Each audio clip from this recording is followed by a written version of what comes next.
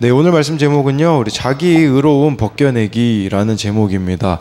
예, 욥이요, 정말 이렇게 생색도 올라오고 또 자기 의로움도 이렇게 올라오고 있는 그런 내용들이 보면, 네, 26절에 보면 나오거든요. 내가 복을 바랬더니 화가 왔다. 이런 것을 보면, 네, 욥도 네, 어떻게 보면은 참 이 팔복이 아니라 기복을 또 바래였었던 그런 것으로 인하여서도 다른 사람들을 도와준 것이 있기 때문에 이렇게 생색이 나는 게 아니겠습니까? 그래서 우리도 지금 욥이 고난 가운데 이 자기 의로움을 벗겨내는 작업을 하고 있거든요. 우리도 마찬가지로 고난을 통하여서 자기 의로움이 이렇게 벗겨져 가야 된다라고 할 수 있습니다. 16절 17절을 보면요, 이제는 내 생명이 내 속에서 녹으니 환난 날이 나를 사로잡음이라. 밤이 되면 내 뼈가 쑤시니 나의 아픔이 쉬지 아니하는구나 라고 말해주고 있어요. 예, 이 16, 17절은요, 욥의 고난이 얼마나 지속되는지를 강조해주고 있는데, 16절에 이제는 내 생명이 내 속에서 녹으니, 이걸 원어로 보면요, 이제는 내 위에 나의 영혼이 쏟아지니, 이런 뜻이에요. 이제는 내 위에 나의 영혼이 쏟아지니, 이 나의 영혼이 쏟아진다라는 것은 무슨 말이냐면 나의 영혼이 고갈된다라는 것을 말해주고 있는 것이에요. 왜 이렇게 영혼이 고갈되어져 가는가? 그것은 환난 날이 나를 사로잡고 있기 때문이라는 것을 말해주는 것이죠. 어제 말씀에서는 욥이 그 사회적 위치가 이제 추락한 것을 보여주고 있잖아요. 네, 근데 여기서는 이제는 정신적으로도 큰 고통을 당하고 있는 그의 상태를 말해주고 있어요.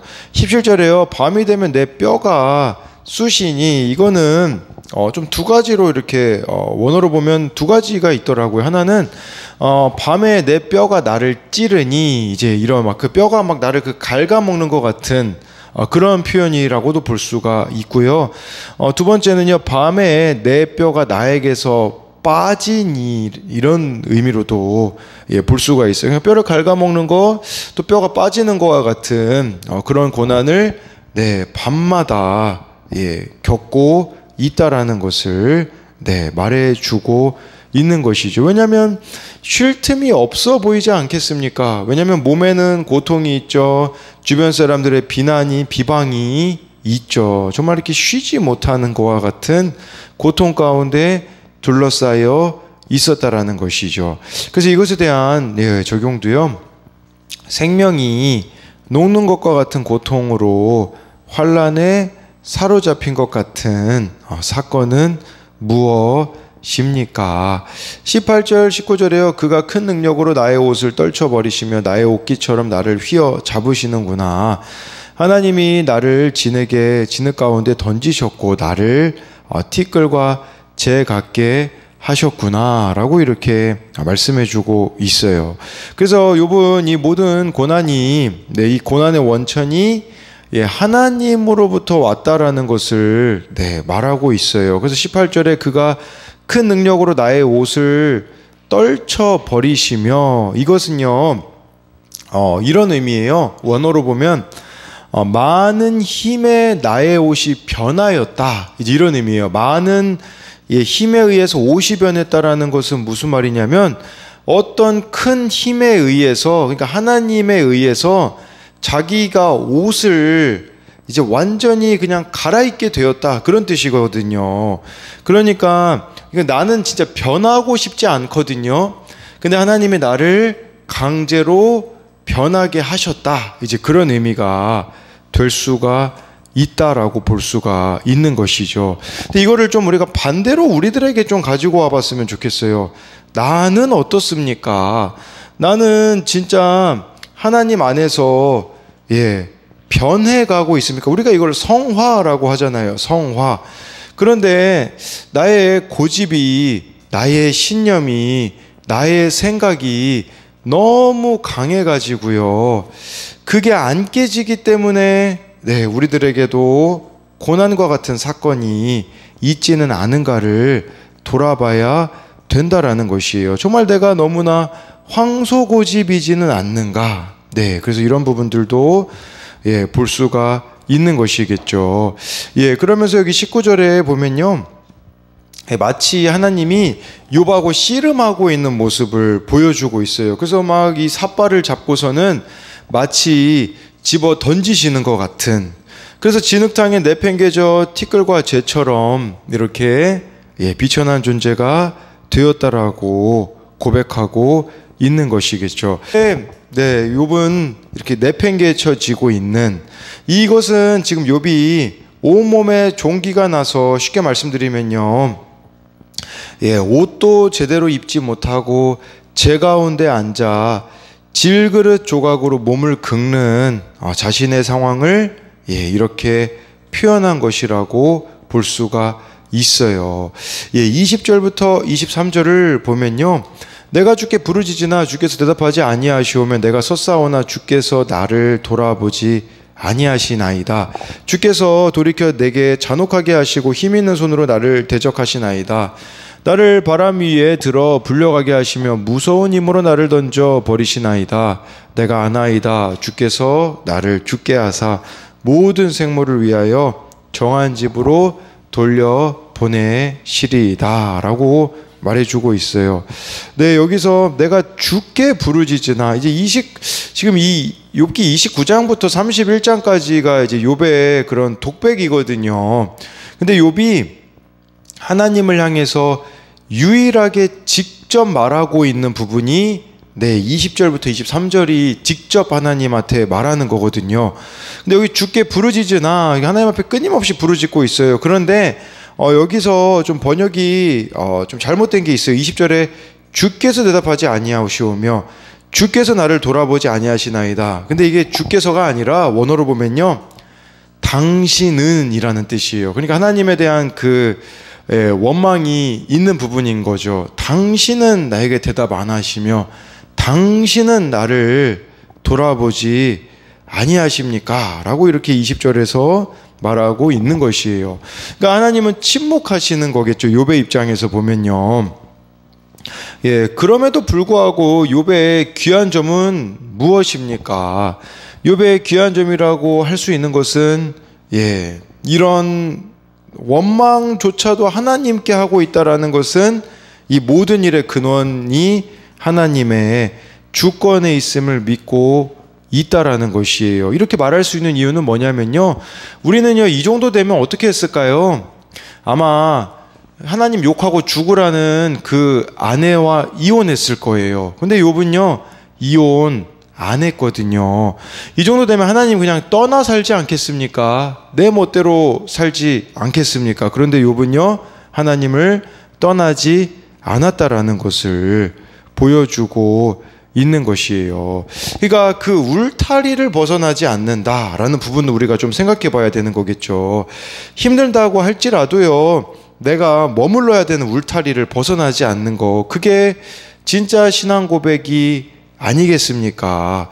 21절에 보면요, 욥이 기대하는 답변 대신 하나님은 더욱 이렇게 잔혹하게 욥을 다루세요. 그래서 주께서 돌이켜 내게 잔혹하게 하시고 힘 있는 손으로 나를 대적한다라고 하는데, 힘 있는 손으로 나를 대적한다라는 것은 이제 원어로 보면 당신 손에 강한 힘으로 내게 원한을 품는다라는 뜻이에요.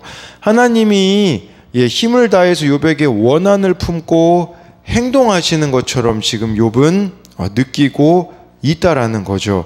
22절에 하나님은 욥을 바람으로 들어 올리시고 무서운 힘으로 던져 버리신다라고 하면서 23절에요, 욥은 이제 남은 것은 죽음밖에 없다라고 이렇게 이야기를 해요. 이제 나는 죽어서 정한 집으로 돌아가겠구나라고 말해주고 있어요. 하나님이 욥의 기도에 침묵하신다는 것은 욥을 죽이실 작정이라는 뜻으로 욥은 여기는 거죠. 그런데요, 하나님이 응답되지 않는 기도가 있어야만 성취되는 너무 놀라운 일을 하고 계시기 때문에 욥은 이것을 경험해야 된다라는 것이에요. 우리가 부르짖어도 하나님이 침묵하시는 것 같을 때가 있잖아요. 그것은 하나님이 듣지 못하고 듣지 않고 계신다라는 뜻이 아니라 우리 안에서 하나님의 그 일이 성취될 때가 있기 때문에 우리들에게는 이렇게 하나님 앞에 부르짖으며 희망을 품고 기다리는 일이 필요하다라는 것을 알아야 한다라는 것이에요. 이런 핍박이 우리들에게 오는 것은 우리가 선택받은 인생이기 때문이라는 것이에요. 선택받은 인생이다. 이게 무슨 말이겠습니까? 내 힘이 빠져야지만 하나님이 우리에게 참 소망이 되시기 때문이라는 것이에요. 내 힘 빼는 이 훈련이 있어야지만 저와 여러분들이 하나님 앞에 쓰임받는 인생이 될 수 있지 않겠습니까? 그래서 이것에 대한 적용도요. 쉬지 않는 아픔 때문에 절망하거나 원망합니까? 아니면 주께 소망을 두고 기도합니까? 고통 가운데 있는 나보다 그런 나를 바라보신 하나님이 더 아파하신다는 것을 생각해 본 적이 있습니까? 그걸 보셔야 될 것 같아요. 침묵 기간 동안에 하나님이 더 아프실 거다라는 이 부분이요. 바로 도와주실 수 있거든요, 하나님이요. 그런데 이렇게 우리에게 허락된 것이 있기 때문에 또 봐야 되는 것들이 있기 때문에 기다리시는 그 하나님이 더 아프시는 것이 아니겠습니까? 24절부터 26절을 보면요. 그러나 사람이 넘어질 때에 어찌 손을 펴지 아니하며 재앙을 당할 때에 어찌 도움을 부르짖지 아니하리이까? 고생의 나를 보내는 자를 위하여 내가 울지 아니하였는가? 빈궁한 자를 위하여 내 마음에 근심하지 아니하였는가? 내가 복을 바랐더니 화가 왔고 광명을 기다렸더니 흑암이 왔구나 라고 말해주고 있어요.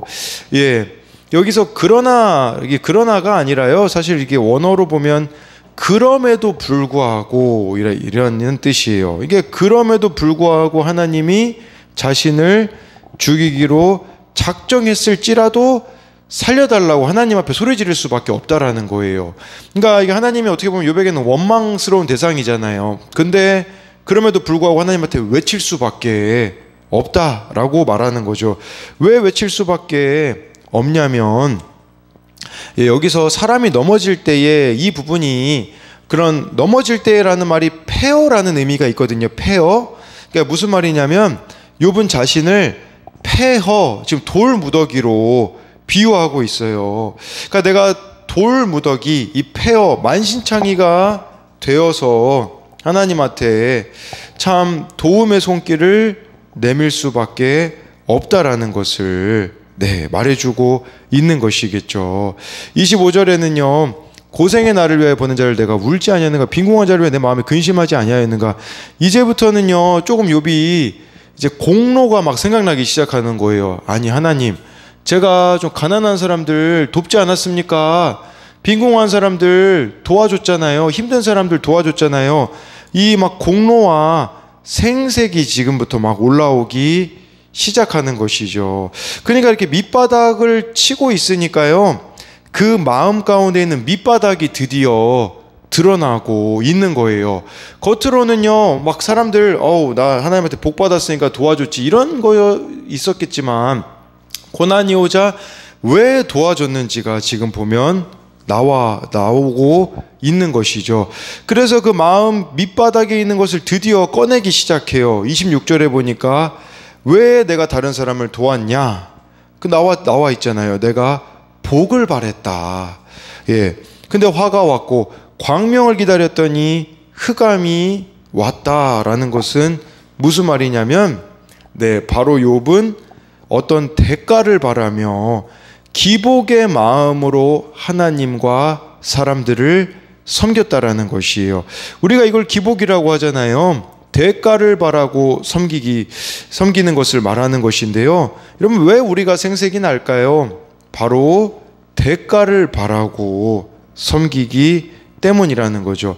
보상 심리를 가지고 있기 때문에 하나님이 그렇게도 원망스러운 거라고 볼 수가 있는 것이에요. 욥은요, 지금 당하는 고난을 내가 과거에 쌓은 공로와 비교하면 마음속에 깔려있던 생색과 억울함이 끌어올라서 자신의 삶을 삼켜 버리고 있는 거라고 할 수가 있는 것이죠. 그래서 이것에 대한 적용은요, 지금 내가 당하는 고난을 보며 내가 하나님을 위해서 이렇게까지 했는데 라며 생색을 내며 공로를 내세우는 것은 무엇입니까? 하나님이 내 뜻과는 다르게 응답하시더라도 그 응답을 신뢰합니까? 27절부터 31절을 보면요, 내 마음이 들끓어 고요함이 없구나. 환난 날이 내게 임하였구나. 나는 햇볕에 쬐지 않고도 검어진 피부를 가지고 걸으며 회중 가운데 서서 도움을 부르짖고 있느니라. 나는 이리의 형제여 타조의 버시로구나. 나를 덮고 있는 피부는 검어졌고 내 뼈는 열기로 말미암아 탔구나. 내 수금은 통곡이 되었고 내 피리는 애곡이 되었구나 라고 말해주고 있어요. 27절에요. 하나님께 기대했던 일말의 기대와 희망은 여기 보니까 좌절과 절망으로 바뀌었다라는 거예요. 그래서 욥은요, 한순간도 마음이 막 들끓어가지고요, 쉼이 없는 고통의 나날을 보내고 있어요. 왜 이렇게 쉼이 없는 고통의 나날 마음이 들끓을까요? 왜 이렇게? 그 이유는요, 자기 의로움에 갇혀있기 때문이라는 것이에요. 결국 이렇게 마음이 계속해서 고요함이 없다라는 거, 우리도 마찬가지예요. 왜 우리 마음 가운데 평안함이 때로는 없겠습니까? 그 이유는요, 바로 내 의로움 때문이에요. 내 이기적인 목적을 위해 남을 섬겼다라는 것이 증명이 되는 것이 바로 들끓는 고요함이 없는 상태를 보여주는 거겠죠. 욥이 스스로 의롭다라는 것을 하나님이요, 하나씩 지금 이제 벗겨가고 계시는 것을 우리는 보고 있는 것이에요. 우리도요, 늘 말씀의 빛 앞에, 말씀의 수술대 위에 우리를 날마다 올려놔야 되는 이유가 여기에 있습니다. 우리는 끊임없이 이렇게 스스로 의롭다라고 생각하는 착각에 빠지게 되기 때문에 이것을 벗겨내는 작업들이 매일매일 우리들 가운데 이루어져야 된다라는 것이겠죠. 28절에요. 나는 햇빛에 쬐지 않고도 검어진 피부를 가지고 걸었다라는 것은, 이것은 욥이 악성 피부병을 앓고 있는 상태를 가리키고 있기도 하지만 자신의 상태가요, 인과 응보의 원리에서 벗어나 있음을 나타내고 있습니다. 그러면서 이제 29절에 나는 이리의 형제요 타조의 벗이다 라고 이렇게 말해주고, 28절의 후반절을 제가 얘기 안 했네요. 회중 가운데 서서 도움을 부르짖고 있느니라 라고 말해주고 있어요. 예전에는 욥이 도움을 주는 자였지만 이제는 지속적으로 도움을 구하는 신세가 되었다라는 거죠. 도움을 구하는데 사람들이 반응을 하지 않아요. 그래서 자기가 그 사람들에게 도움을 구해도요, 아무도 응답해주지 않으니 자기 모습이 이리의 형제 타조의 벗처럼 느낀다라고 말해주고 있어요. 이것은 뭐냐면 광야에 사는 야생짐승같이 자신이 느끼고 있다라는 것을 말해주고 있어요. 이 이리와 타조는요, 광야에 사는 동물로서 그만큼 욥이 느끼는 외로움과 소외감이 깊다라는 것을 보여주고 있어요. 30절에요. 나를 덮고 있는 피부는 검어졌고 내 뼈는 열기로 말미암아 탔다라는 것은 자신의 외모, 앙상한 몰골을 슬퍼하고 있어요. 그래서 31절에 내 수금은 통곡이 됐고 내 피리는 애곡이 되었다라는 것은요, 쉽게 말하면요, 내 삶에 남은 거는 이제 장례식밖에 없구나, 이제 그렇게 표현하고 있어요. 원래는요, 이 수금이 기쁨을 노래하기 위한 악기거든요. 근데 그 수금이 통곡이 되어버렸고 피리도 죽음을 노래하는 애곡이 됐다라는 것은 내 삶에는 더는 기쁨과 행복의 흔적을 찾을 수가 없는 절망의 노래밖에 남지 않았다라고 볼 수 있어요. 근데 우리가 기억해야 되는 것은요, 이대로 욥의 인생은 끝나지 않는다는 사실이에요. 이해할 수 없는 고난을 주시는 주님은요, 이해할 수 없는 복도 주실 수 있는 분입니다. 근데요, 우리는 복 받을 때는 이유를 안 물어봐요. 그러니까 복 받을 때는 당연한 줄 알잖아요. 사실 그러다 보니까 복 받을 때는 이유를 안 물어보는데 우리가 고난 가운데는 참 많은 이유들을 물어보죠. 모든 것이 끝난 것 같고 내 인생이 실패로 여겨질지라도 내 힘으로 아무것도 할 수 없는 그때가 하나님이 일하시기에는 가장 좋은 때라는 것을 기억해야 합니다. 그래서 이것에 대한 적용은요, 내가 벗겨내야 할 내가 했다는 의로움은 무엇입니까? 내가 외로운 이유처럼 여겨지는 내 검어진 피부는 무엇입니까? 그것이 오히려 나를 주께 가까이 서게 하는 선물인 줄 믿습니까? 라고 해서요, 정말 이 고난의 광야에 있는 것과 같은 그 밑바닥 속에서 내 내면의 밑바닥을 주님 앞에서 드러내며 우리가 내세우고 있는 그 의로움들을 내려놓고 이제는 십자가의 의로만 우리들을 덮어가는 자들이 되기를 소망합니다. 묵상 간증 평범한 삶이 비범한 삶입니다. 저는 말씀을 사모하는 교회에서 청소년 시절부터 큐티를 접했습니다. 하지만 제 속에 세상 가치관이 뿌리 깊게 자리 잡아 예수님을 열심히 믿으니 하나님이 특별한 삶을 살게 하실 거야 라고 생각했습니다. 그래서 제 인생의 목표는 뭐든지 열심히 해서 좋은 대학과 직장에 가고 좋은 남편을 만나 남들이 부러워하는 삶을 사는 것이었습니다. 이후 저는 믿음의 공동체에서 남편을 만나 결혼했지만 저희 부부는 공동체에 묻지도 않고 결혼한 지 1년 만에 직장을 그만두고 세계여행을 떠났습니다. 선교의 비전을 확증받겠다는 거창한 목표를 가지고 떠났지만 저희 부부는 귀국하는 날까지 매일 싸우며 미워하며 이혼을 생각했습니다. 행복을 바랐더니 화가 와서 서로의 죄성을 보게 되었고 장장한 미래를 기대했지만 귀국 후 저희에게 남은 건 마음의 상처와 시댁살이와 긴 실업기간 뿐이었습니다. 저는 눈치 보며 시댁살이를 하는 와중에 입사 면접에 계속 떨어지자 심한 불면증과 우울증이 왔습니다. 31살의 직장도 아이도 없는 애매한 상태로 사는 게 너무 괴로웠습니다. 그러다 그간 소홀히 하던 교회 소그룹 모임에 참석하게 되었습니다. 지체들은 아이를 키우고 남편과 다투는 자신의 평범한 삶을 말씀으로 비범하게 해석하고 있었습니다. 또한 제 이야기를 듣고 함께 울며 기도해 주었습니다. 그러자 제가 얼마나 기복적이고 세상 성공만 바라고 있는지 알게 되었습니다. 더불어 하나님이 이런 나를 사랑하시고 용서하셔서 큰 능력으로 휘어잡으시고 때로는 던지시며 여기까지 오게 하셨구나 라고 깨달을 수 있었습니다. 그때부터 아내와 엄마의 사명을 감당하며 살다가 이제는 저도 소그룹 리더로 세워져 저와 비슷한 고민이 있는 집사님들의 나눔에 공감하며 제 이야기를 나누고 있습니다. 인정중독과 교만으로 뭐든 내 뜻대로 하려던 제가 저의 죄성을 깨닫고 공동체의 소중함을 경험하게 된 것은 오직 하나님의 은혜임을 고백합니다. 적용하기입니다. 제가 묻지 않고 결정했던 실수들을 소그룹 지체들에게 솔직히 나누겠습니다. 큰 아이가 학원에 가기 전 먹고 갈 간식을 정성스럽게 준비하겠습니다. 그래서 여기 지체들은 참 남편과 다투는 자신의 평범한 삶을 말씀으로 비범하게 이렇게 해석하고 있었다라고 하잖아요. 이처럼 평범한 삶이 참 비범한 삶이라는 것을 알아야 합니다.